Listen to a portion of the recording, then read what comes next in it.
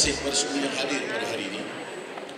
Kami di Finas tidak mungkin dapat berubah sesuai yang benda-benda bermakna tanpa input anda semua. Dan saya harap sesi tadi as much information yang boleh tolong pergi ke QR code tu. Saya keep repeating myself tadi pagi supaya kami dapat informasi daripada anda supaya kita kukuhkan Akta Baru Finas itu. I hope that for the next 2 years, ladies and gentlemen, we will work together sebagai satu pasukan. Jangan menilai anda sebagai seorang individu. Menilaikan anda sebagai the team player of Finas. Finas, the CEO, ahli perbadanan dan juga pasukan Finas akan betul-betul lumus untuk 2 tahun ini to get the results that we want dengan blessing daripada Ibu Menteri. Sekian, terima kasih. Realitinya pada hari ini orang tidak hanya pergi ke pawagam untuk menonton. Orang tak hanya melihat di kaca televisyen. Tapi pola perubahan terutama dengan Gen Z, Gen Alpha bermakna kita juga perlu bersiap sedia. Apakah langkah-langkah yang perlu kita lakukan supaya the great disruption yang berlaku dalam dunia IT dengan AI-nya, dengan OTT-nya, kita bersedia untuk mendepani, malah lebih baik kalau kita boleh mengambil kesempatan.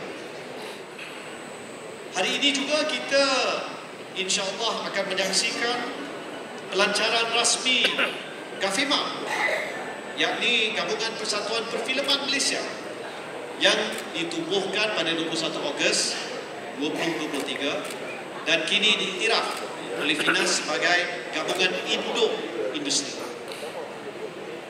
GAFIMA telah menghimpunkan lebih 16 buah persatuan dari kalangan penerbit, pengarah, pekerja teknikal, animator, penulis skrip, post production dan banyak lagi bawah satu badan yang bersifat kolektif yang berhasrat untuk memperjuangkan hak, kebajikan dan pembangunan industri.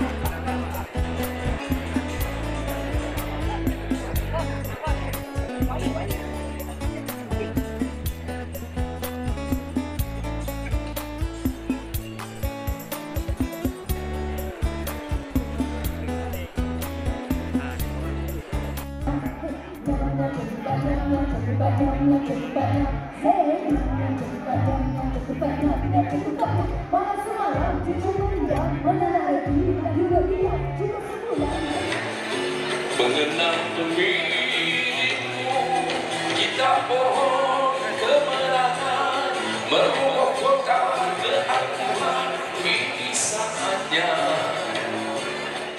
Dalam kiraan 3, 2, 1.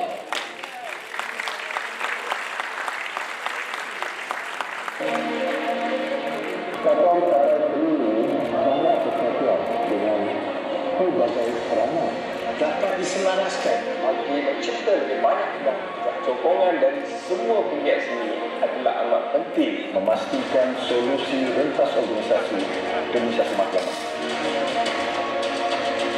Majlis Sembilan ini juga menjaga persatuan-persatuan perfilman dan penggiat industri kreatif untuk turut bersama di atas pentas untuk menyaksikan sesi penyerahan MOU GAFIMA kepada Finas dalam mengukuhkan ikatan perhubungan industri di antara pemain industri di kalangan penggiat filem, karyawan industri kreatif, anak seni, pelakon Harun dan kru belakang tabir.